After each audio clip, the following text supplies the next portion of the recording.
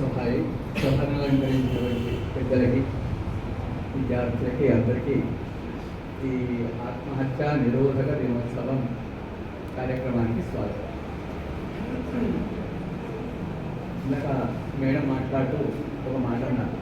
నా మేడం తాను ఇది ఇంగ్లీష్ మేడం చేసినటువంటి మేడం ఏమన్నారు అంటే, నేను చేసిన కాలంలో నేను వేరే సబ్జెక్టుల గురించి మాట్లాడలేను, నా సబ్జెక్టు గురించి మాట్లాడుతున్నాను, నేను బాగా తెచ్చేదాన్ని. అంతేకాకుండా మేడం వస్తూనే వెంకన్న సార్ గురించి గుర్తు చేశారు. వెంకన్న సార్ని నేను అక్కడ మీటింగుల్లో చూసేవాడిని, ఏది ప్రిన్సిపల్స్ కాన్ఫరెన్స్లో అవి అయినప్పుడు మీటింగుల్లో చూసేవాడిని. సారు వ్యక్తిత్వం, ఆయన హుందాతనం నన్ను బాగా ఆకర్షించేది. ఆ సార్ తోటి పూర్తిగా చెప్పడం అనేటువంటిది నాకు నిజంగా మేడం ఇచ్చినటువంటి గౌరవం. ఇక సబ్జెక్టు విషయానికి వస్తే మేడం చెప్పారు కాబట్టి ఒకసారి చెప్పాలని అనిపించింది. నేను నిజంగా చెప్పాలంటే ప్రిన్సిపాల్ మొన్ననే ప్రమోషన్ తీసుకున్నాను. అంతకుముందు ఇన్ఛార్జ్ ప్రిన్సిపాల్గా నా సర్వీస్లో నేను 1990 నుంచి చేస్తున్నాను. సో ఇదే సొసైటీ 1990 నుంచి దాదాపు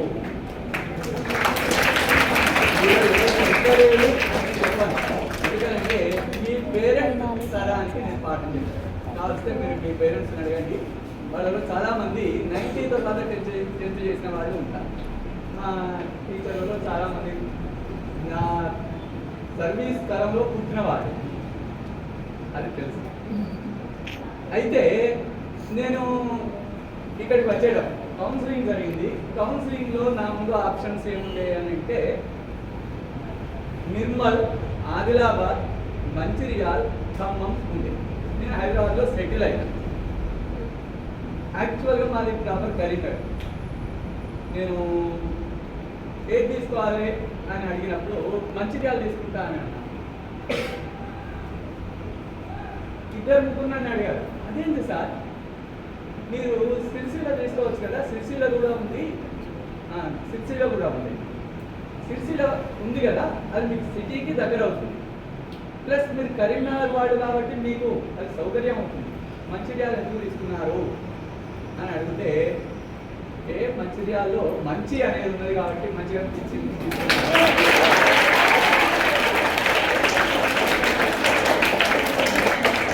అయితే ఈ మాట నేను మీతో కూడా ఇద్దరు చెప్పాను. బట్ నా మనసులో నేను ఇది ఎంచుకోవడానికి గల కారణం ఏంటి అని అంటే, వెంకన్న సారు కాలం నుంచి ఈ కాలేజీ రిజల్ట్ ఎప్పుడు టాప్లో. కాబట్టి నేను ఏమనుకున్నాను అని అంటే, మంచి కాలేజీకి పోతే పేరు బాగుంటుంది అనేటువంటి ఆశతో ఇక్కడికి వచ్చాను. కాబట్టి మేడం చెప్పింది అబద్ధమని కాదు, మేడం చెప్పిన దాంతో పాటు ఇంత విస్తృతమైనటువంటి అది ఉన్నది అని చెప్పడం మాత్రమే నా ఉద్దేశం. రైట్. ఇంకా ఇవాళది ఆత్మహత్యా నిరోధక దినోత్సవం. ఈ సందర్భంగా సార్ ఒక మాట చెప్పారు, ఏమని? బలహీనత అనేటువంటిది మృత్యువు, బలమే జీవనం అని చెప్పారు. అంతేనా? మీరు నా దిక్కు చూడకండి, పక్కన ఉన్నది ఏనేం బలవంతుడు. బాగా గుర్తుపెట్టుకోండి, ఇక్కడ బలము బలహీనత అనేటువంటి దానికి అర్థం ఏమిటి? ఫిజికల్ కాదు, ఫిజికల్ బలము. మీరు బాగా గుర్తుపెట్టుకోండి, ఉద్యోగాలు ఉంటాయి, జీతాలు ఇస్తుంటారు. ఎవరికి ఎటువంటి ఉద్యోగం, ఎటువంటి జీతం వస్తుందో తెలుసా మీకు? బాగా శారీరక బలంతో పనిచేసేటువంటి ఉద్యోగం చేసే వాళ్ళు ఉన్నారు, వాళ్ళకి జీతం ఎక్కువ రాదు. గమనించండి. రాడు కొట్టేవాడు ఉంటారు, కూలీ చేసేవాళ్ళు ఉంటారు, వాడ ఆదాయం ఎక్కువ ఉంటుందా? పాఠాలు చెప్పేటువంటి టీచర్ల జీతం ఎక్కువ ఉంటుందా? పాఠాలు చెప్పే ఎక్కడ ఉంటుంది? టీచర్లకైనా. అంతేకాదు, కంప్యూటర్ ప్రోగ్రాములు చేసే వాళ్ళకి జీతాలు ఎక్కువ ఉంటాయా? ఉండయా? సో దీనివల్ల ఏం తెలుస్తుంది? శారీరక బలం కాదు, ఇంకేదో ఉన్నది, అది మనకు కనిపించదు.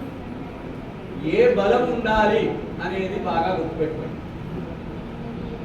మనకు మనస్సు ఉంటుంది, బుద్ధి ఉంటుంది. బాగా గుర్తుపెట్టుకోండి. మనస్సు వేరు, బుద్ధి వేరు.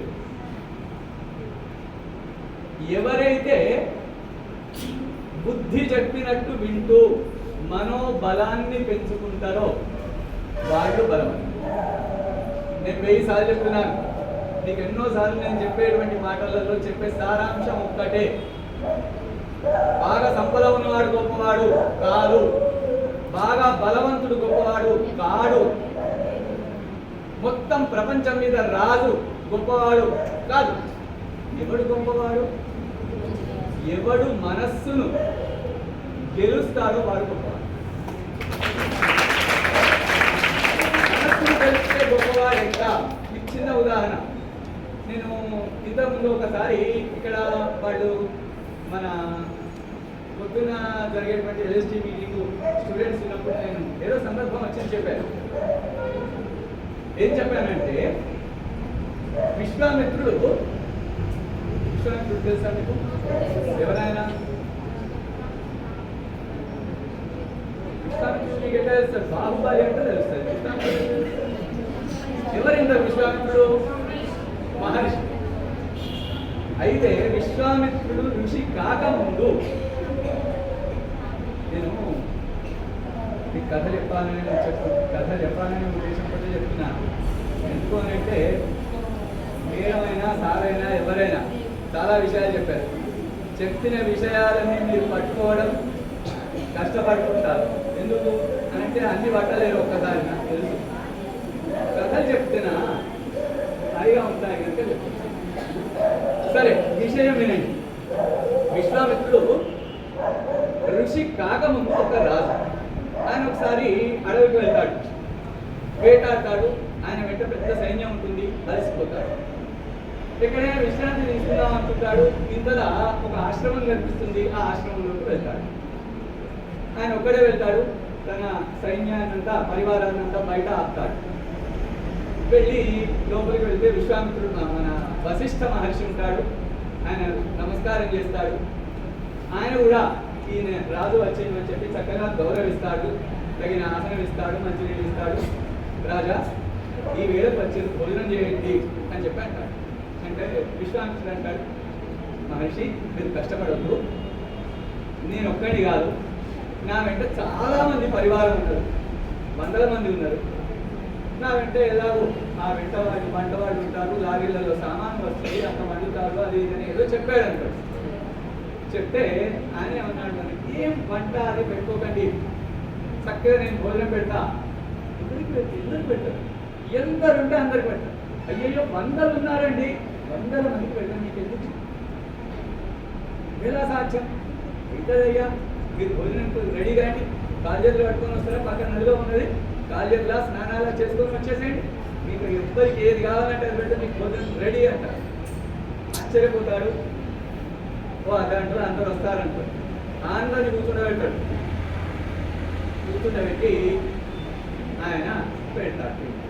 ఎవరు ఏది అడిగితే మట్టికి కాదు, శిష్యులకు చెప్తాడు, ఎవరు ఏది అడిగితే వాళ్ళకి అది పెట్టండి.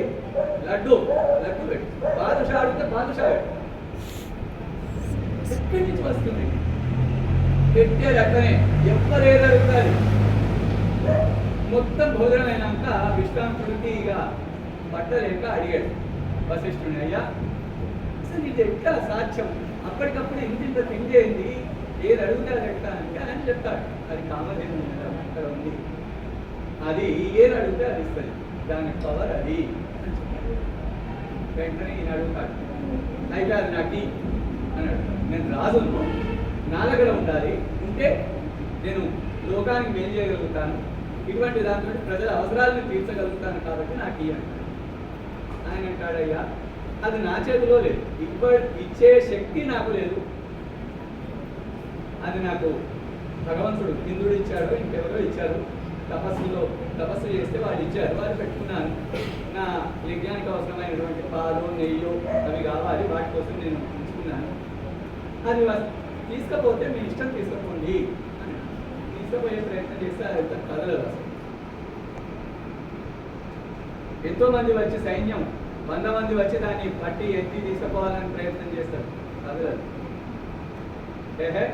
ఈ విషయంలో నకరాలు చేస్తున్నాడని చెప్పి ఈయన మీదకి యుద్ధానికి వస్తారు. ఆయన మంచిగా చక్కగా మఠం వేసుకొని కూర్చుంటాడు. అంతమంది బాణాలు వేస్తుంటారు, ఒక్కడి బాణం ఆయనకు రాదు. అనిపించి ఆయన వెంట పురోహితులు వాళ్ళు కూడా ఉంటారు. వాళ్ళని అడుగుతాడు, ఇది ఏందయ్యా అసలు సంగతి ఏంటి అని. అంటే చెప్తాడు, రాజా నువ్వు చేస్తున్నది తప్పు, అది చెయ్యదు. ఎందుకు అని అంటే అది కామలేను, నువ్వు పట్టలేవు, ఆయనను నువ్వు జయించలేవు. అది ఉన్నంతసేపు ఆయనను నేను రాజు, నువ్వు రాజుగా ఏమనగా అంటే రాజు కంటే గొప్పవాడు ఆయన మహర్షి అంటే మీరు ఏమనుకోనంటే ఓ మాట, రాజు కంటే గొప్పవాడు మహర్షి. అప్పుడు ఆయన ఏం చేశాడు తెలుసా, నాకు ఈ రాజ్యం వద్దు ఏం వద్దు, నాకంటే గొప్పవాడు ఉన్నాడు అంటే నేనా గొప్ప కావాలి కదా అనుకున్నాడు. గొప్ప కావాలి అనుకున్నాడు, తపస్సు చేశాడు. మహర్షి అయిందా, బ్రహ్మర్షి అయిందా, ఆయన బ్రహ్మర్షి అంటాడు, బ్రహ్మర్షి అయిందా కాలే. మొదలు ఋషి అయిండు, ఏవో ఆయన ఒక 5-6 మనకు 6 శత్రువులు ఉంటారు అని చెప్పి చెప్తుంటారు మనవాళ్ళు. హరి షడ్వర్గము అని విన్నారా మీరు ఎప్పుడైనా? హరి అంటే శత్రువు, షట్ అంటే 6, వర్గము అంటే సమూహం. 6 శత్రువుల యొక్క సమూహం. ఆ 6 శత్రువులు ఎప్పుడు మనల్ని చంపుతుంటారు. చిత్రం ఏంటి అంటే బయట శత్రువు మనల్ని చంపేది ఉంటే రక్షించుకోగలుగుతాం, కానీ ఈ శత్రువులు మన అంతఃశత్రువులు లోపల ఉంటాయి. వీటి నుంచి ప్రొటెక్షన్ మన వల్ల కాదు. ఏమేంటివి అవి 6? కామ, క్రోధ, లోభ, మోహ, మద, మాత్సర్య. ఇవి 6. ఈ 6ంటిని ఆయన ఏమైంది, కొంతకాలం తపస్సు చేస్తాడు. ఓ అప్సరస వస్తుంది, నీకు తెలుసా కథ. మేనక వస్తుంది, ఆమె మోహంలో పడతాడు.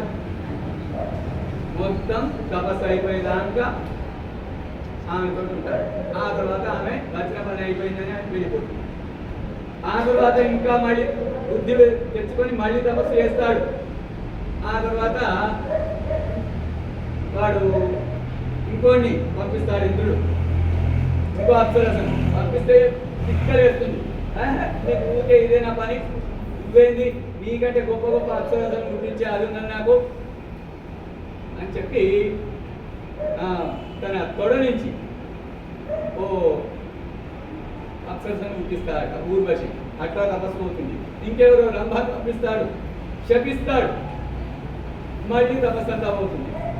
ఇట్లా మొత్తానికి ఆయన ఏంటి అని అంటే ఈ కామ, క్రోధ, లోభ, మోహ, మద, మాత్సర్యాలు 6ంటికి ఆయన కథలో ఇవి దొరుకుతాయి. ఆ 6ంటికి లోబడి అన్నిటితోటి ఆయన తపస్సును కూడా చివరికి బుద్ధి వస్తుంది, నేను బ్రహ్మర్షిని కావాలంటే ఈ 6 ఉండాలి.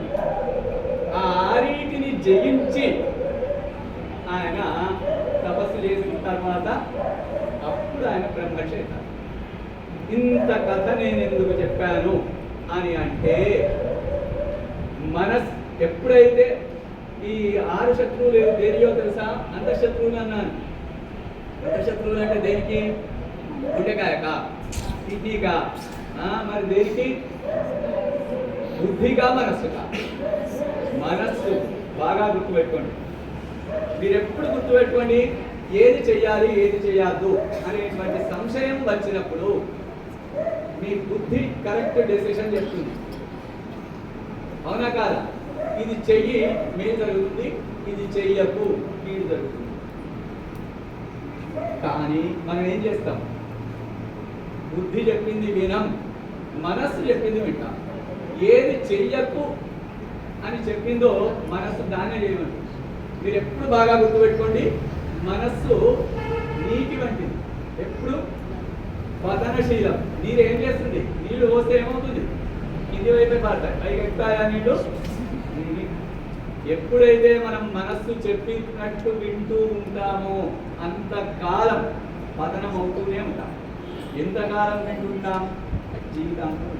మీరు బాగా గుర్తుపెట్టుకోండి. నువ్వు బాగుపడాలంటే ఏం చేయాలి? మనస్సును పట్టించుకోవద్దు, బుద్ధిని పట్టించుకో. నువ్వు బుద్ధి చెప్పినట్టు విను, నీ మనసు ఎన్నడూ బాధపడదు. ఏంటి సార్ ప్రతిసారి మనసు బాధపడుతుంది కదా అని అంటే ప్రతిసారి నువ్వే మనసును బాధ పెట్టుకుంటున్నావు. కానీ నీ బుద్ధి చెప్పినట్టు వినడం వల్ల కలిగేటువంటి మేలుతోటి నువ్వు బాగుపడుతున్నావు. అప్పుడు అనిపిస్తుంది ఏమని, నేను బుద్ధి చెప్పింది చేసినా బాగుపడ్డా, మనసు చెప్పింది చేయలేదు బాగుపడ్డా అనేది తెలుస్తుంది. దానితోటి మనసు మీరు అసలు విషయం ఏమిటి, మీరు చెప్తున్నది ఏంటి సార్, మీతో తిప్పలు ఎప్పుడు ఇదే ఉంది, టాపిక్ను సృష్టించకుండా కథలు చెప్తారు వేరే. ఏంటి తప్పు, అవసరం ఉందా ఈ కథ అంతా అంటే ఉంది అని చెప్తాను. ఎందుకంటున్నాను అంటే ఆత్మహత్యలకు కారణం ఏంటయ్యా అని అంటే మనసు. బాగా గుర్తుపెట్టుకోండి, మనసు పార్టే ఆత్మహత్యలకి. ఎందుకంటున్నాను అని అంటే కారణాలు అవే కావచ్చు. ఏంటి, ముఖ్యంగా మీ వయసు పిల్లలకు ఉండేటువంటి కారణాలు అవి. ఏంటి, చదువు కావచ్చు, లఘు కావచ్చు, ఏదైనా వాటికి ఏమవుతుంది, మనసు బలహీనమై. నేను చెప్తున్నాను ప్రతి వాళ్ళు ఏమనుకుంటుందంటే నాంత గొప్పలు లేదు, నాంత గొప్పలు లేదు అని అంటారు. అనుకోవడంలో తప్పు, అంతవరకు బాగుంది. కానీ చిన్న ఎదురు దెబ్బ తగిలేటప్పుడు ఈ ఫీలింగ్ ఏం కావాలి, నేను అనుకున్నా కానీ నిజంగా అంత గొప్పలా అని కాదు, అప్పుడు ఎదురు దెబ్బలు కూడా తగులుతాయి అనే రియలైజేషన్ ఉంటే బాగుంది.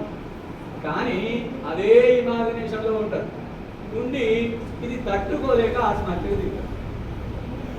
చదువులో కూడా నేను చెప్తున్నాను, ఇంటర్మీడియట్ రిజల్ట్ వచ్చింది, ఆ అమ్మాయి అద్భుతమైన తెలివి కలది, ఎప్పుడు మార్కులు సూపర్ వస్తుండే. ఒక పేపర్ వస్తే విషయం తెలిసింది తల్లిదండ్రులకు, రివాల్యూషన్కి అప్లై చేసిండ్రు, కానీ అమ్మాయి తట్టుకోలేదు, ఆత్మహత్య చేసింది. రివాల్యూషన్ రిజల్ట్ వచ్చింది, అమ్మాయి ఆ పేపర్లో 100% 99% మార్క్స్ తెచ్చింది. ఏం జరిగింది చెప్పండి, చనిపోయింది కదా. మనసు చెప్పినట్టు వినడం వల్ల. చెప్తున్నా కదా, బుద్ధి అప్పటికే ఆమెకు చెప్పి ఉంటుంది ఏమని, చెప్తున్నా నిజంగా అది కారణం కాదు, మెడికల్ అమ్మాయినా అని ఆమెకు నమ్మకం ఉంది కదా. ఓటమికి భయపడతారా, ఏమనుకోవాలి, ఈసారి పోతే నేను చూపెడతాను అని.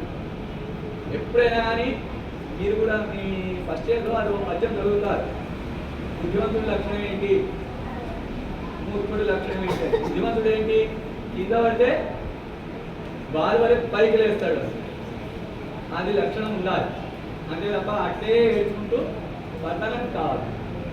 అవన్నీ అటువంటి కారణాలు చెప్తున్నా. ఇంకోటి, ప్రేమించిన వాడు ప్రేమకు దూరం అయింది ఆత్మహత్య.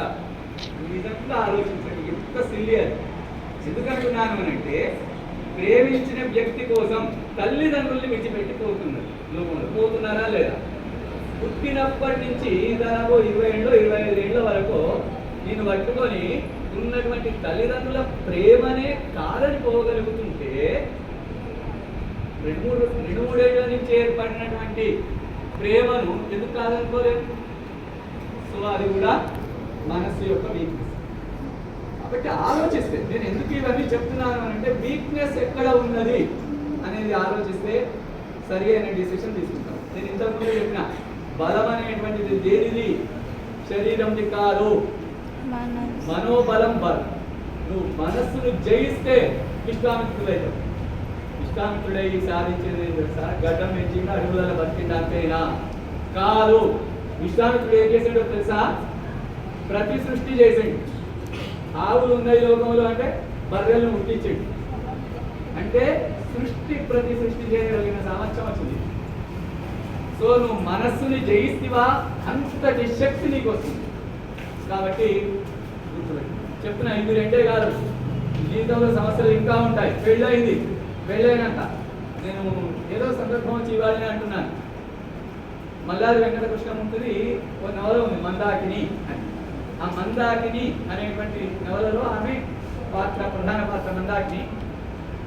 ఆమె పెళ్ళైనాక ఆమె పెళ్ళి ఎట్లయితుందంటే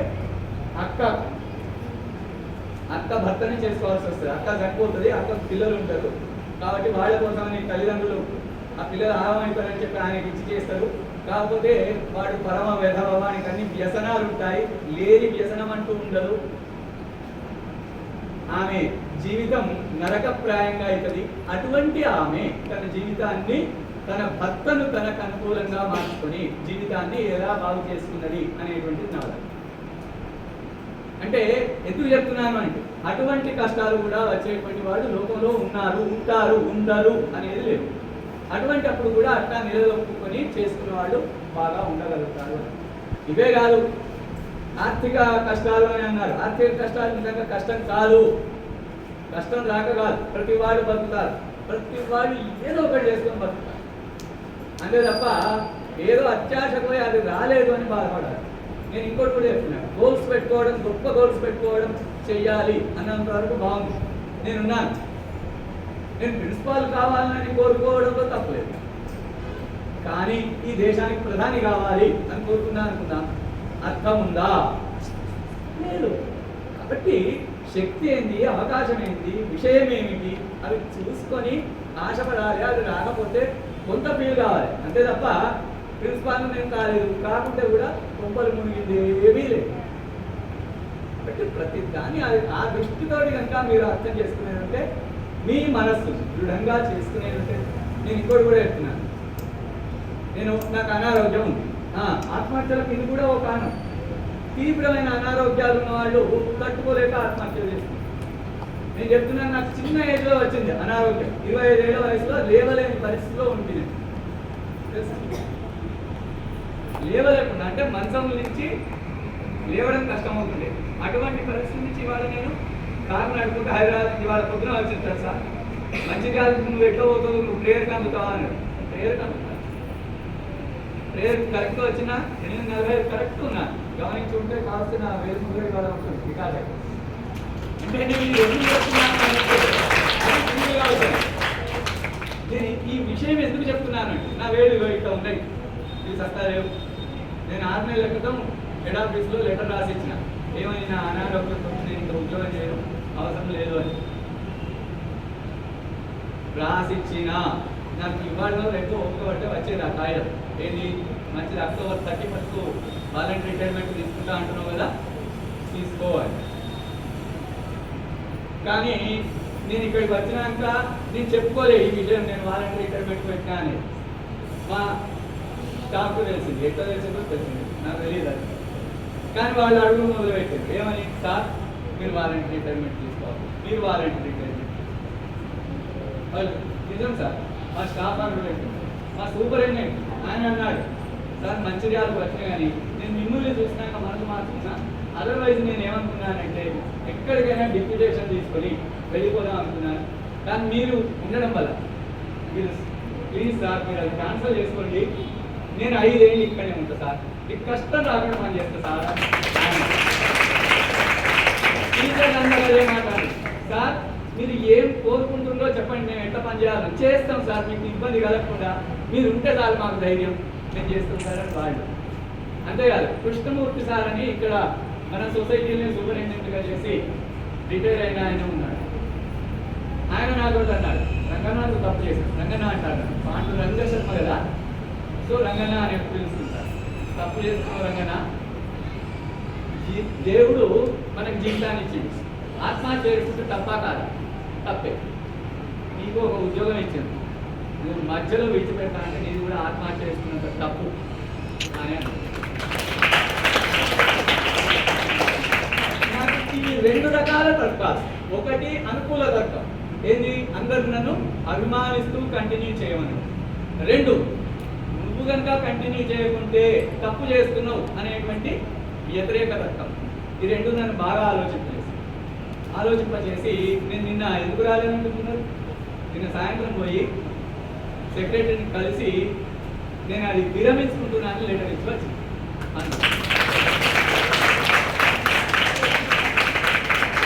ప్రస్తుత సందర్భానికి ముఖ్య చెప్పుకోవాల్సిన అవసరం ఏమిటి అంటే, అనారోగ్యంతో భయపడితే నేను చెయ్యను అని అనుకుంటే పారిపోవడం. అనారోగ్యం కాదు, చూద్దాం, నాకు అంత చేతగానే పరిస్థితి వస్తే చూద్దాం, చేతనైనంత వరకు చేద్దాం అని అనుకోవడం చూసిండు. అది కావాలి అనేటువంటిది మీరు కూడా నేర్చుకోవాలి అని చెప్పడానికి కానీ చెప్పండి. అంతేకాదు ప్రతిదాన్ని జయాపజయాలను కూడా చాలా ఈజీగా తీసుకోవాలి, తేలిగ్గా తీసుకోవాలి. ఇవాళ మా మేడంతో ఎవరితో మాట్లాడుతూ చెప్పాను, నేను మంచిర్యాల, నాకు యాక్చువల్గా హైదరాబాద్లో రావాలి నా పోస్టింగ్, కానీ నేను యూనియన్లో పనిచేస్తుంటాను. యూనియన్లో ఇంకో లీడర్ తోటి నాకు వచ్చింది పోటీ.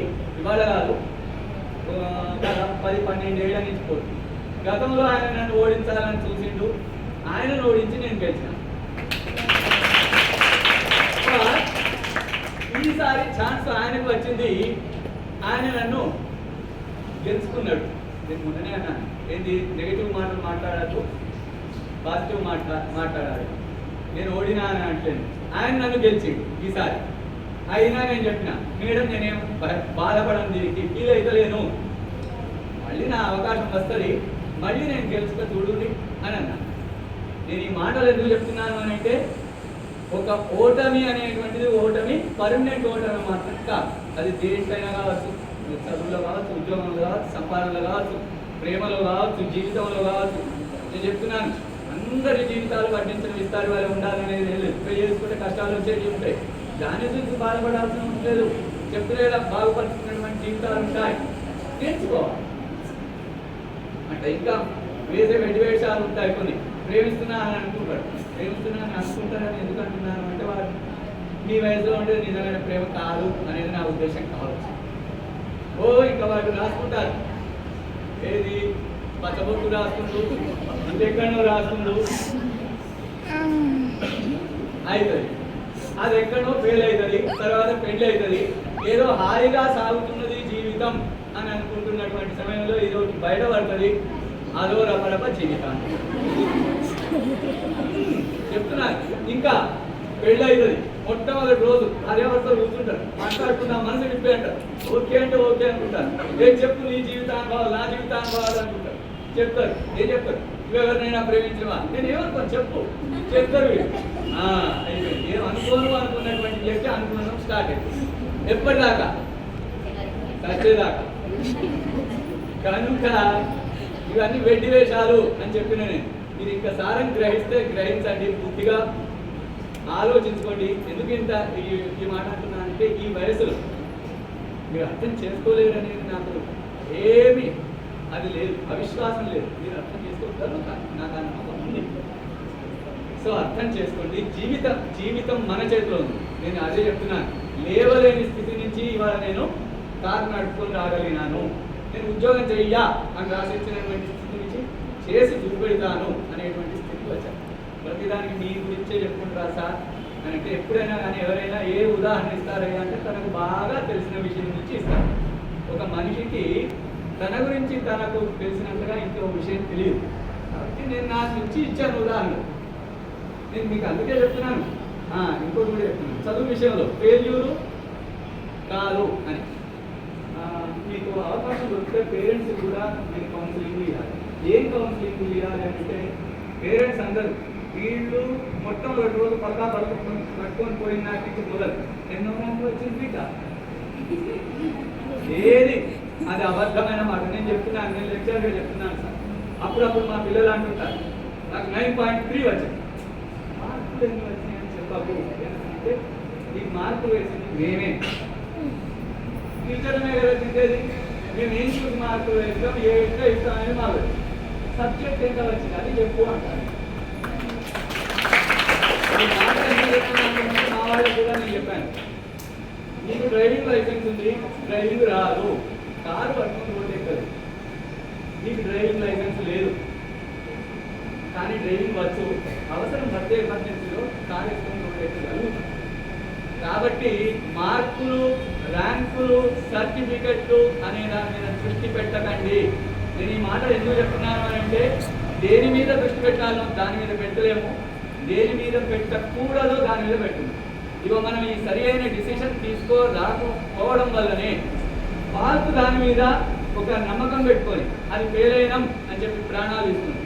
నువ్వు ఫెయిల్ అవుడు కాదు, నీకు నేను చెప్తున్నాను 99.99 మార్కులు వచ్చినప్పటికీ సబ్జెక్టు రాకపోతే, నేను చెప్తున్నా కదా టీచర్గా నీకేదా, నువ్వు ఫెయిల్ అయినా నీకు సబ్జెక్ట్ వస్తుంది. నేను చెప్తున్నా, నాకు చదువు చెప్పినటువంటి నా డిగ్రీ కాలేజీలో నాకు పాఠం చెప్పినటువంటి సార్ ఆయనే చెప్తాడు, అరే నేను 10th 5 సార్లు ఫెయిల్ అయిందా అయితే ఏంది సబ్జెక్ట్ గట్టిగా వచ్చింది అంటే చిత్రం ఏంటి తెలుసా, ఆయన డిగ్రీ కాలేజ్ ప్రిన్సిపాల్ ఏంటి తర్వాత.